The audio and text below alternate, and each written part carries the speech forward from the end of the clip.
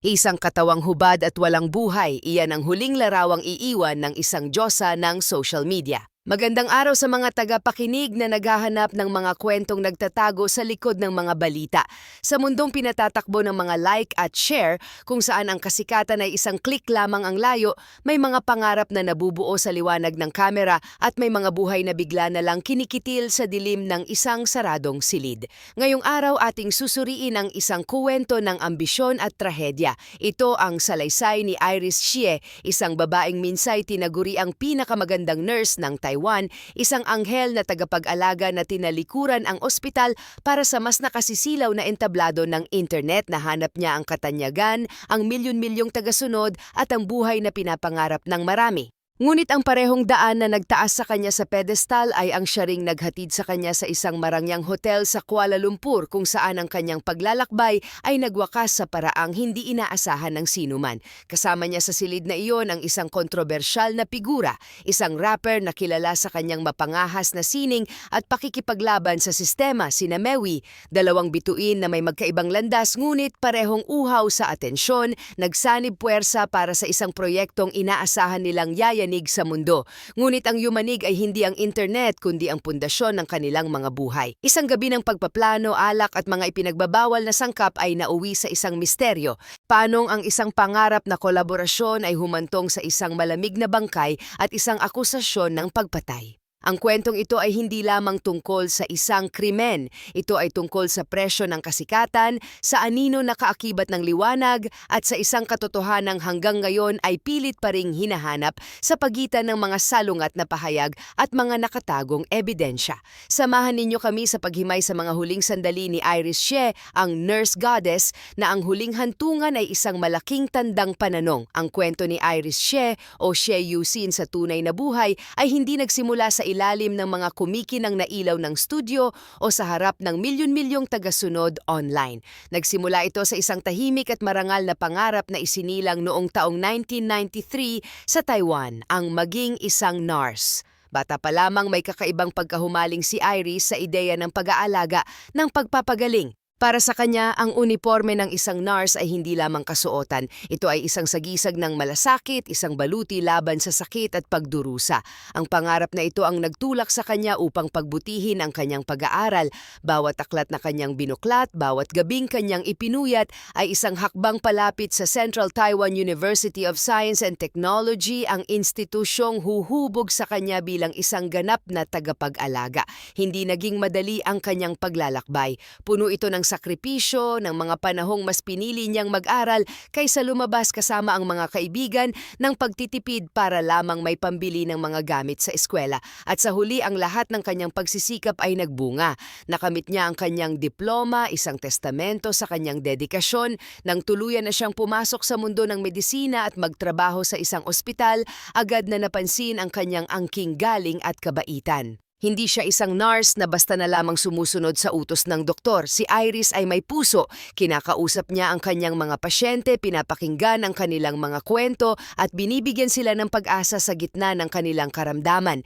Dahil sa kanyang maalagang pag-uugali at sa kanyang hindi maikakailang kariktan, binansagan siya ng kanyang mga pasyente bilang the most beautiful nurse. Isang titulo na kanyang ikinatuwa, isang simpleng papuri na hindi niya alam ay magiging binhi ng isang mas malaki at mas komplikadong pagkakakilanlan. Sa labas ng mga puting pader ng ospital, may isa pang mundo si Iris na unti-unti niyang tinutuklas, ang mundo ng fashion at social media.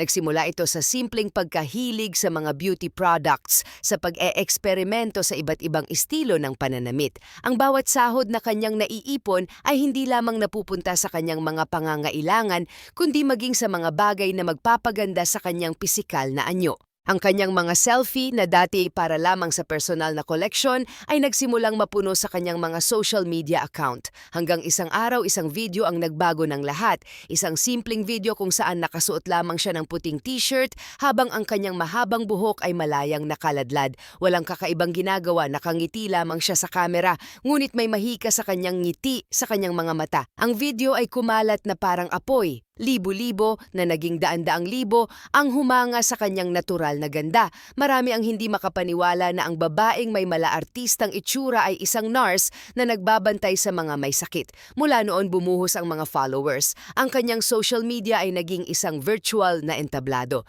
Binansagan siyang nurse goddess, isang perpektong kombinasyon ng kanyang propesyon at ng kanyang maladyosang itsura. Ang bawat post niya ay inaabangan, ang bawat larawan ay hinahangaan. Dito sa gitna ng pagdami ng mga puso at komento, naramdaman ni Iris ang isang kakaibang kapangyarihan, isang atensyong hindi niya kailanman naramdaman sa loob ng ospital. Ang tunog ng mga notifikasyon sa kanyang telepono ay naging mas matamis pakinggan kaysa sa pasasalamat ng isang pasyente. Isang realisasyon ang unti-unting nabuo sa kanyang isipan, ang pangarap na minsan ba niyang iningatan, ang pagiging nurse, ay tila unti-unti nang nawawalan ng kulay. Napalitan ito ng isang mas matingkad at nakasisilaw na pagnanasa, ang humarap sa kamera, ang maging sentro ng atensyon, ang maging isang bituin. Kaya naman sa isang desisyong gumulat sa marami, dali-dali siyang nag-resign. Tinalikuran niya ang kanyang uniforme, ang kanyang mga pasyente at ang buhay na minsan niyang pinangarap para suungin ang hindi tiyak na mundo ng pagiging isang professional media star. Ngunit ang kasikatan ay isang mapanlinlang na karagatan. Hindi inakala ni Iris na ang alon na nagdala sa kanya sa dalampasigan ng katanyagan ay siya ring hahampas sa kanya ng may bagsik. Taong 2019, nag-post siya ng isang live stream kung saan siya ay nasa isang fishing camp, nakasuot ng swimsuit at nakikipag-ugnayan sa kanyang mga tagahanga. Para sa kanya, ito ay isang paraan upang maging mas malapit sa kanila.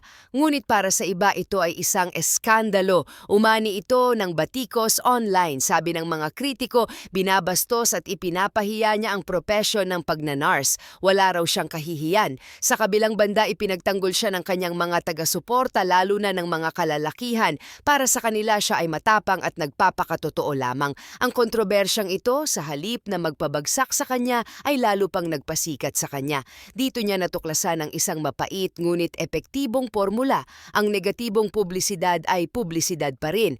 Ang ingay, mabuti man o masama, ay nangangahulugan ng mas maraming atensyon. At si Iris ay uhaw sa atensyon. Naging mas mapangahas ang kanyang mga sumunod na hakbang. Sa harap ng sikat na Louvre Pyramid sa Paris, walang pakundangan niyang hinubad ang kanyang coat at nagpakuha ng litrato na nakasuot lamang ng isang napakaikling damit, hindi alintana ang mga turistang napapatingin at napapailing.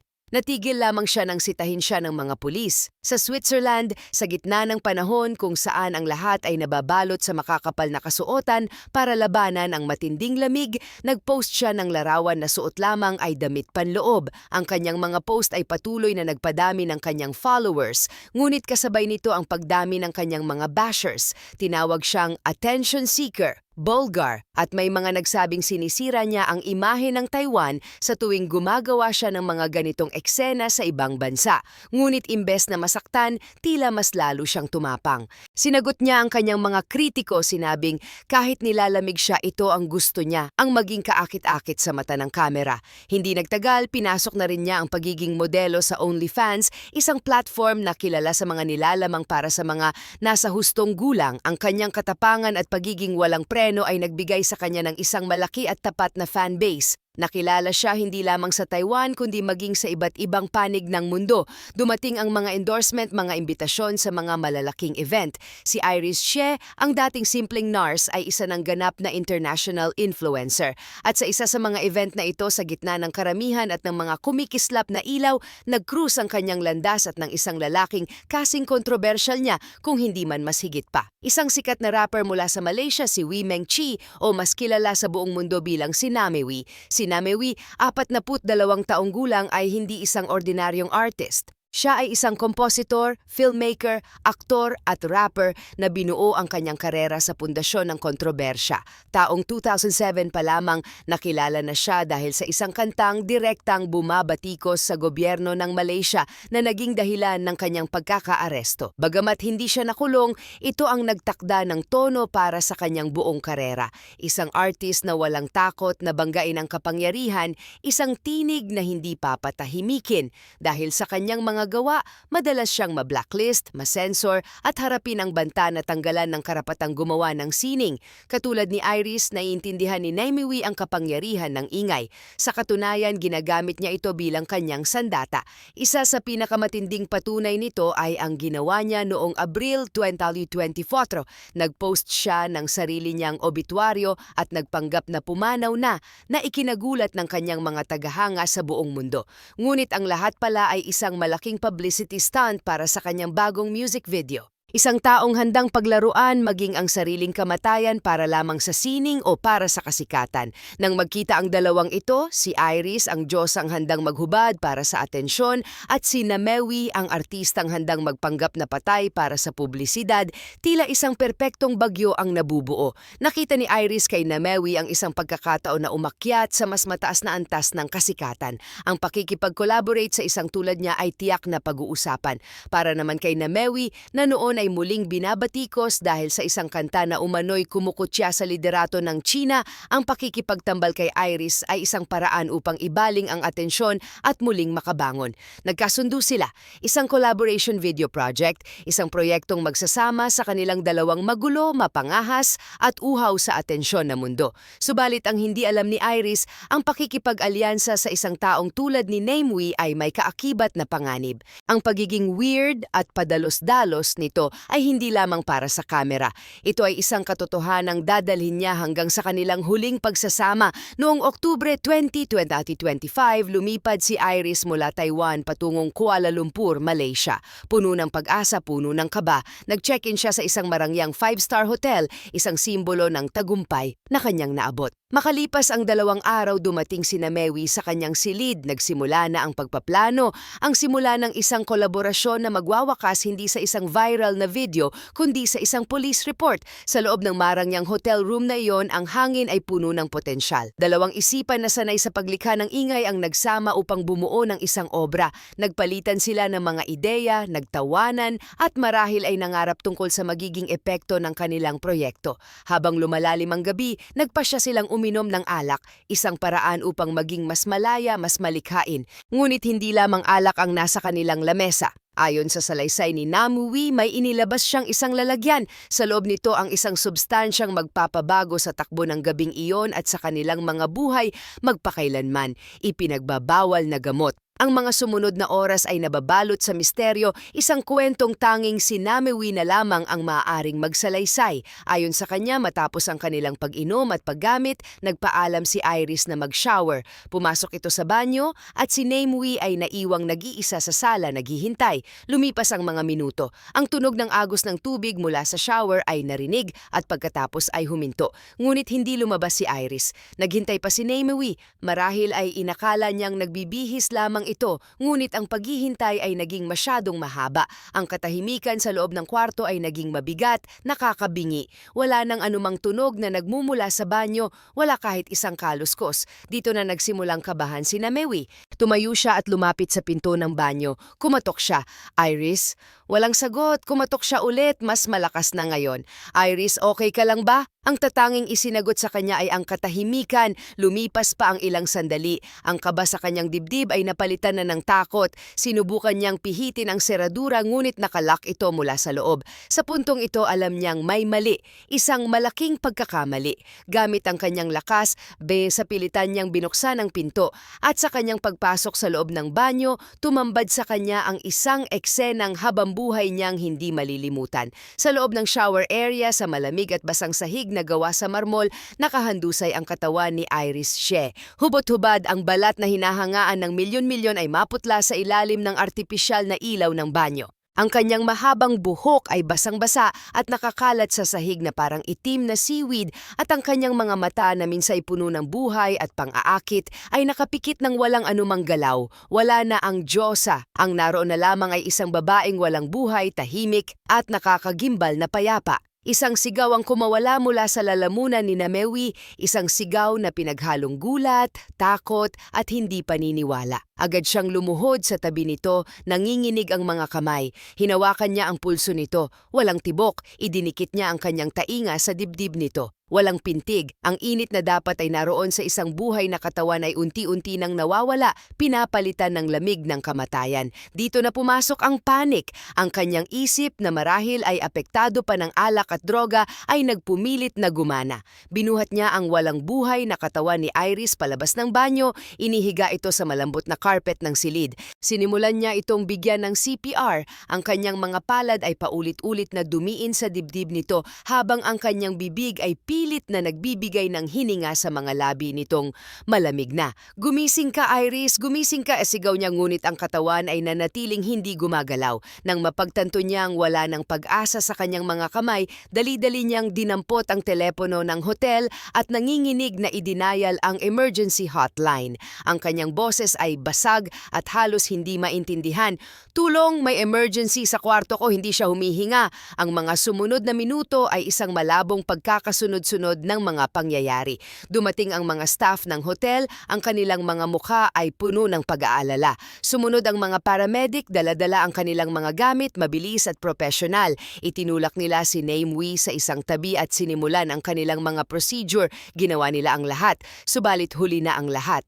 Ilang sandali pa, isang malungkot na pag-iling mula sa isa sa mga paramedic ang nagsilbing hatol. Opisyal nang idineklara si Iris Xie, ang sikat na content creator na wala ng buhay. At kasunod ng mga paramedic, dumating ang mga pulis. Ang marangyang hotel room ay biglang naging isang crime scene. Ang hangin ay napuno ng tensyon at ng tunog ng mga radyong pangpulis. Agad na napansin ng mga investigador ang kakaibang kilos ni Namewee. Siya ay nakaupo sa isang sulok, nanginginig na utal at hindi makatingin ng diretso. Ang kanyang mga mata ay ligaw at ang kanyang mga sagot sa mga paunang tanong ay pira-piraso at hindi magkakaugnay.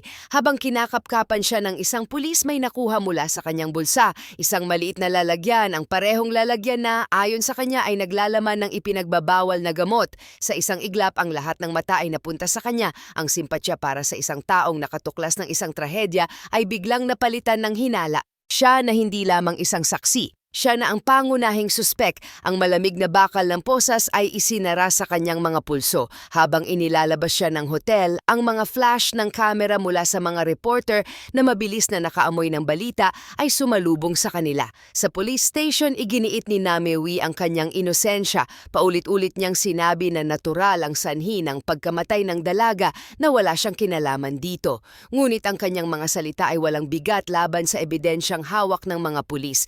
Ikinulong siya at habang siya ay nasa malamig na selda, ang balita tungkol sa sinapit ni Iris ay sumabog sa buong mundo. Ang social media, ang mismong mundong nagluklok kay Iris sa pedestal, ang siya ring naging hukuman para sa kanyang biglaang pagpanaw. Ang kanyang mga tagahanga ay nagluluksa habang ang iba ay galit na naghahanap ng masisisi. Oktubre 24, 2025, formal nang sinampahan ng kaso si Namewee para sa pag-iingat ng ipinagbabawal na gamot. Sa harap ng hukom, naghain siya ng not guilty plea. Pinayagan siyang makalaya matapos magpiyansa ng halagang katumbas ng 79,000 piso at ang unang ginawa niya pagkakalaya, ginamit niya ang sandatang pinakakabisado niya, ang social media. Nagpost siya ng isang mahabang pahayag. Dito buong tapang niyang itinanggi ang lahat. Hindi raw siya gumagamit ng droga. Kasinungalingan daw na may nakuha sa kanyang bulsa. Dapat daw hintayin ng mga tao ang opisyal na police report bago siya husgahan. Bukod doon, inamin niyang marami siyang nainom na alak noong gabing iyon at ibinaling ang sisi sa ambulansya. Masyado raw itong mabagal. Kung nakarating lang daw ito ng mas maaga, baka buhay pa si Iris. Isa itong pagtatangka na kontrolin ang naratibo na linisin ang kanyang pangalan sa mata ng publiko. Ngunit ang katotohanan ay may sariling paraan upang lumabas. Ang lahat ng mga sinabi ni Namewee, ang lahat ng kanyang pagtanggi ay gumuho na parang isang kastilyong buhangin nang lumabas ang resulta ng kanyang urine test. Ang resulta ay malinaw at hindi mapagkakaila. Positibo siya sa paggamit ng ipinagbabawal na gamot. At hindi lang iyon, natuklasan din ng mga awtoridad na siya ay matagal nang gumagamit nito. Ang kanyang binuong imahe bilang isang biktima ng maling akala ay biglang nadurog. Ang balitang ito ay nagpaalab sa galit ng pamilya, mga kaibigan at lalo na ng mga tagahanga ni Iris. Para sa kanila ito na ang patunay. Ang rapper ang pumatay sa kanilang idolo. Ang manager ni Iris ay lumabas sa publiko at nangakong hindi sila titigil hanggat hindi nakakamit ang katarungan. Naniniwala silang pinilit lamang ni Namwi ang nurse na gumamit ng droga, isang bagay na hindi nito kailanman gagawin ng kusa. Ngunit may sariling bersyon si Namwi. Ayon sa kanya, ang katotohanan ay baligtad. Si Iris daw mismo ang may dala ng droga. Isang pasabog na akusasyon na lalong nagpagulo sa sitwasyon. Isang patay na babae na hindi na kayang ipagtanggol ang sarili ay inaakusahan ngayon ng kanyang kasama sa mga huling sandali ng kanyang buhay. Sa gitna ng digmaan ng mga salita, dumating ang isang mahalagang ebidensya, ang resulta ng autopsy. Lumabas sa ulat na ang ikinamatay ni Iris ay heart attack o atake sa puso. Sa unang tingin, tila ito ay sumusuporta sa pahayag ni Namwi na natural ang sanhi ng pagkamatay. Ngunit agad itong sinalungat ng kanyang pamilya. Imposible, sabi nila. Si Iris ay malusog, bata pa siya at walang anumang sakit sa puso. Bago siya umalis patungong Malaysia, nasa mabuti siyang kalagayan. Ang teorya ng mga taga-suporta ay mas lalong lumakas. Posibleng pinilit ni Namwi na painumin o gumamit ng droga si Iris na siyang nag-trigger ng atake sa puso. Dahil sa mga bagong ebidensya, ang positibong drug test ni Namwi, ang salungat na mga pahayag at ang questionableng sanhi ng pagkamatay, muling ipinatawag ng mga pulis si Namwi. Hindi na lamang siya suspek sa kasong droga, siya na ay isang person of interest sa posibleng pagpatay kay Iris She. Ang kaso ay itinaas na sa antas ng isang murder investigation. Nagtungo ang rapper sa police station sa pagkakataong ito ay kasama na ang kanyang abogado. Sa harap ng media, sinabi niyang handa siyang makipagtulungan sa investigasyon dahil alam niyang sa huli lalabas din ang katotohanan. Ngunit sa pagkakataong ito, hindi na siya pinakawalan. Dahil sa bigat ng sitwasyon, nanatili siya sa kustodya ng mga awtoridad. Habang patuloy ang investigasyon, isang huling detalye ang inilabas ng mga pulis na lalong nagpadagdag sa misteryo. Sinabi nila na mayroon umanong special relationship sina Namwi at Iris, isang bagay na hindi na nila pinalawig pa. Ano ang ibig sabihin nito? Sila ba ay higit pa sa magkatrabaho? Meron bang isang lihim na ugnayan na naganap sa likod ng mga kamera, isang ugnayang maaaring naglalaman ng mga motibong hindi pa natin alam? Ang kwento ay nananatiling nakabitin. Si Namwi ay nakakulong, iginigiit ang kanyang inosensya.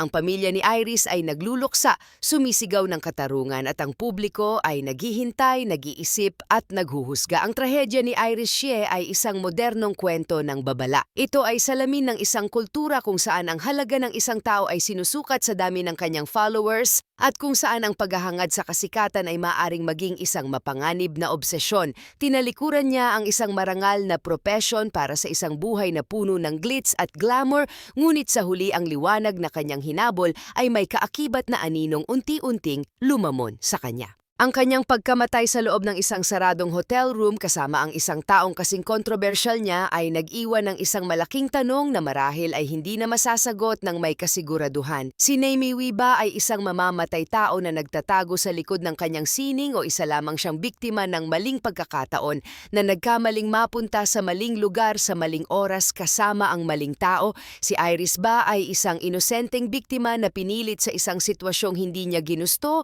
o isa rin siyang manlalaro sa isang mapanganib na laro na sa kasamaang palad ay hindi niya naipanalo? Ang katotohanan ay tila nakakubli sa pagitan ng resulta ng autopsy at ng resulta ng drug test, sa pagitan ng salaysay ng isang buhay na suspek at ng katahimikan ng isang patay na biktima. Ang kaso ay patuloy na binubusisi, ngunit para sa marami ang hatol ay naibigay na sa korte ng opinyon ng publiko. Ang naiwan sa atin ay ang alaala ng isang babaeng minsay nangarap na magpagaling ng may sakit, ngunit sa huli ay hindi na pagaling ang sariling pagkauhaw sa atensyon.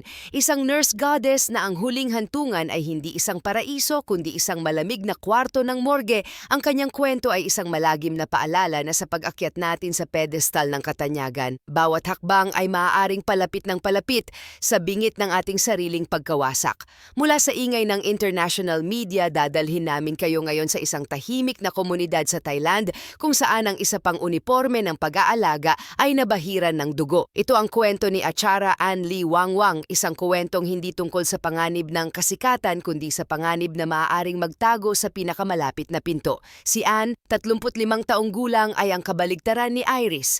Kung si Iris ay hinanap ang liwanag ng kamera, si Ann ay kontento na sa tahimik na paglilingkod sa isang pribadong ospital. Ang kanyang pamilya ay nasa malayong probinsya ng Chiang Rai habang siya ay mag-isang nangungupahan sa isang simpleng dormitoryo malapit sa kanyang pinagtatrabahuhan. Para sa kanyang mga kasamahan, si Ann ay isang huwaran, masipag, maalalahanin at may tunay na malasakit sa kapwa. May mga araw daw na kahit may sakit na si Ann, pilit pa rin siyang pumapasok dahil ayaw niyang iwan ang kanyang mga pasyente. Ang kanyang buhay ay umiikot sa isang simpleng misyon, ang mag-alaga. Subalit noong Mayo 21, 2025, ang regular na takbo ng kanilang mundo sa ospital ay nabulabog. Oras na ng duty ni Ann, ngunit wala siya. Ang kanyang pwesto ay bakante. Sinubukan siyang tawagan ng kanyang mga katrabaho. Walang sumasagot, nag-text sila. Walang reply. Ito ay hindi pangkaraniwan para kay Ann na laging maagap at responsable. Habang lumilipas ang mga oras, ang kanilang pag-aalala ay lumalaki. Isang oras ang nakalipas. Nagpa siya ang dalawa sa kanyang mga katrabaho na puntahan na siya sa kanyang tinutuluyang boarding house. Baka kung ano na ang nangyari. Pagdating nila ron, nadatnan nilang sarado ang pinto ng room 211. Kumatok sila. Ann, andyan ka ba? Tanging katahimikan ang kanilang narinig mula sa loob. Dito na sila tuluyang kinabahan. Humingi sila ng tulong sa landlord ng paupahan. Gamit ang spare key, binuksan ng landlord ang pinto. Dahan-dahang pumasok ang dalawang nurse. At sa ilang hakbang lamang sa loob ng silid, isang nakabibinging sigaw ang pumunit sa katahimikan ng umaga. Sa ibabaw ng kanyang kama, natagpuan nila si Ann. Nakasuot lamang siya ng damit pang ibaba. Ang kanyang pang-itaas na katawan ay hubad at siya ay wala ng malay. Agad na tumawag ang dalawang nurse sa ospital kung saan sila nagtatrabaho. Ang kanilang mga boses ay nanginginig sa takot at gulat. Mabilis na dumating ang ambulansya. Sinubukan pa siyang i-revive ng mga kasamahan nilang paramedic ngunit wala na. Huli na ang lahat. Si Ann, ang tahimik at mapag-alagang nurse, ay idineklarang wala ng buhay sa mismong lugar na dapat sana ay kanyang pahingahan. Dinala ang kanyang katawan sa ospital para sa autopsy at ang resulta ay nagkumpirma sa kanilang pinakamasamang kinatatakutan. Hindi ito isang natural na pagkamatay. Si Ann ay sinakal hanggang sa mamatay at bago siya pinaslang, siya ay pinagsamantalahan. Nang simula ng mga pulis ang kanilang investigasyon, napansin nila na nawawala ang kotse ni Ann. Nawawala rin ang kanyang mga alahas, isang gintong singsing, kwintas at bracelet. Ayon sa kanyang mga kaibigan, matagal na itong pinag-ipunan ni Ann, isang simbolo ng kanyang pagsisikap. Isa pang napansin ng mga investigador, walang anumang senyales ng forced entry, walang sirang pinto o bintana. Ang ibig sabihin nito, kung sino man ang pumasok sa kanyang kwarto ay kilala niya o may access sa lugar. Ang salarin ay hindi isang estranghero na nagmula sa labas. Ang salarin ay maaaring nasa paligid lamang. Ang susi sa paglutas ng krimen ay nasa mga mata ng teknolohiya, ang CCTV camera ng paupahan. Nang suriin ng mga investigador ang footage, isang malinaw na larawan ang nabuo. Isang lalaki ang nakitang pumasok sa unit ni Ann noong gabi ng krimen. At makalipas ang ilang minuto, ang parehong lalaki ay nakitang lumabas na nagmamadali, may bitbit na bag at hawak ang susi ng kotse ni Ann. Ang sumunod na footage ay nagpakita sa kanya na minamaneho ang kotse palayo sa compound. Gamit ang mga traffic camera sa mga kalsada, sinundan ng mga pulis ang naging ruta ng ninakaw na sasakyan. Natunto nila ito sa parking area ng isang mall sa Choweng Beach, iniwanang parang walang nangyari. Nang siyasatin ng mga pulis ang loob ng kotse, nakita nila ang mga bakas ng dugo, mga personal na gamit ni Ann at ilang fingerprint. Kasabay nito, nagtanong-tanong ang mga pulis sa mga kapitbahay ni Ann at dito isang pangalan ang lumutang, isang lalaki na madalas makita sa compound na nakatira lamang sa room 104. Ang lalaki ay kinilalang si Suat Tongkotong, 33 taong gulang, isang nursing aide. Mayroon siyang access sa buong compound. Kilala niya ang mga nakatira kasama na si Ann at ang itsura ng lalaki sa CCTV ay tumutugma sa kanya. Ang lahat ng ebidensya ay tumuturo na ngayon sa iisang tao. Noong Mayo 23, 2025, 2 araw matapos ang krimen, natunton at inaresto ng mga pulis si Suat sa isang kalapit na barangay. Nang siya ay hulihin, kitang-kita ang mga galos at pasa sa kanyang braso at leeg, mga sugat na nagpapatunay na si Ann ay lumaban para sa kanyang buhay. Sa police station, hindi na siya nag-atubili. Inamin niya ang lahat. Ayon kay Suwat, ang kanyang motibo ay simple at karaniwan, pera. Lulong daw siya sa online gambling at baon na sa utang. Matagal na niyang napapansin ang mga gintong alahas na laging suot ni Ann. Sa kanyang desperadong isipan, nakita niya ito bilang solusyon sa kanyang mga problema.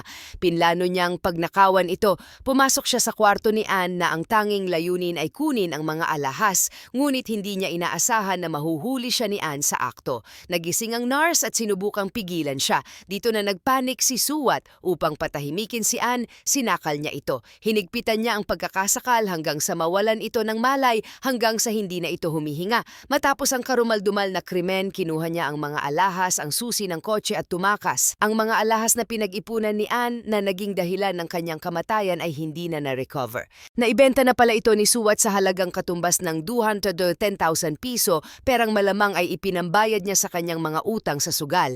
Si Suwat ay kinasuhan ng murder, robbery resulting in death at iba pang mga kaso. Kasalukuyan siyang nakakulong, naghihintay sa formal na paglilitis. Ayon sa mga autoridad, posible siyang maharap sa parusang kamatayan, ang pinakamabigat na sentensya sa Thailand. 2 nurse, 2 babaeng pinili ang propesyon ng pag-aalaga. Ngunit sila ay nabuhay at namatay sa magkaibang mundo. Si Iris, na hinangad ang atensyon ng buong mundo, ay namatay sa gitna ng ingay at kontrobersya. Si Ann, na namuhay ng tahimik, ay namatay sa katahimikan ng kanyang sariling silid. Ngunit sa kabila ng kanilang pagkakaiba, ang kanilang mga kwento ay nag-iiwan sa atin ng iisang malungkot na aral. Ang kasamaan ay maaaring magmula sa iba't ibang anyo. Maari itong maging kasing enggrande ng tukso ng kasikatan o kasing simple ng desperasyon ng isang kapitbahay na nalululong sa sugal. Ang kanilang mga kwento ay paalala na sa likod ng bawat screen name at bawat pinto ng apartment may mga buhay na pinahahalagahan, mga pangarap na iniingatan, at mga panganib na hindi natin nakikita. Naway ang kanilang mga trahedya ay magsilbing babala at ang paghahanap ng katarungan para sa kanila ay hindi magwakas hanggang ang lahat ng katotohanan ay malantad sa liwanag.